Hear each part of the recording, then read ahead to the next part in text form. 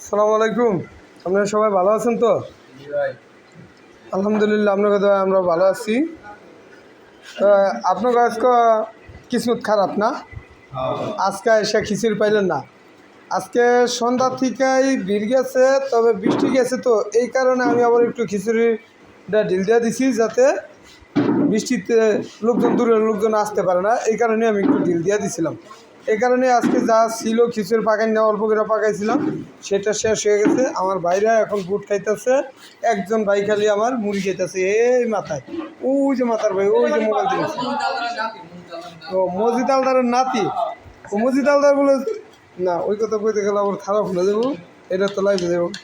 যাক ভালো, তা উনি ভালো, ওনার নানা ভালো, 5 ওয়াক্ত নামাজ পড়ে। আর সবার লেগে দোয়া করি যে সবাই 5 ওয়াক্ত নামাজ পড়বো, এইটাই আমরা চেষ্টা করি।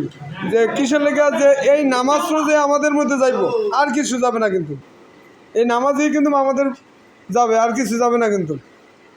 তা আশা করি সবাই ভালো থাকবেন, আর সবাই 5 ওয়াক্ত নামাজ পড়তে চেষ্টা করবেন।